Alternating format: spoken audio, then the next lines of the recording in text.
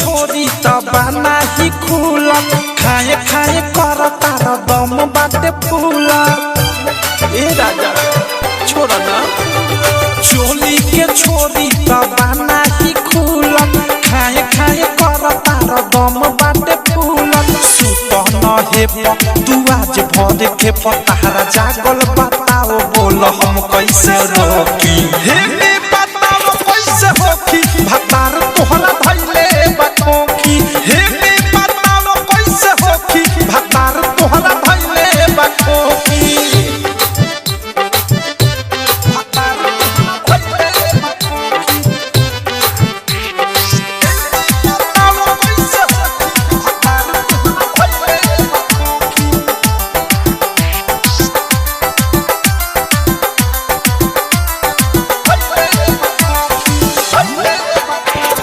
राख के ध्यान परी पानी तहर बीबी लागता तोहरा के हो गइल टीवी। राख के ध्यान परी पानी तोहर बीबी लागता तोहरा के हो गइल टीवी। जाके पिया तू सिरप जन कर डाउनियम गिर जइब न सहाई तोहरा से झोंका झोंकी हे बताओ कैसे होकी भतार तोहरा भइले बकोकी हे भतार तोहरा भइले बकोकी। डीजे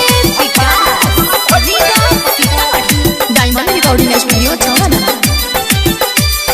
राइटर थारू थुथराई इतना जानी तू ताना चपले न होता ते ठीक तबले तू कुछ दिन ला माना।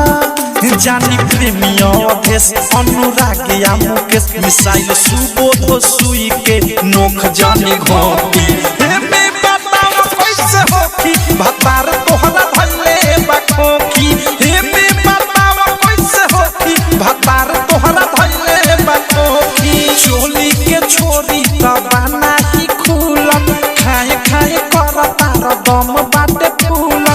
सुत न हे तू आज भर के पतारा जागल बताओ बोल हम कैसे रोकी हे बताओ कैसे होकी भतार तोहरा भइले बकोकी हे बताओ कैसे होकी भतार तोहरा भइले बकोकी।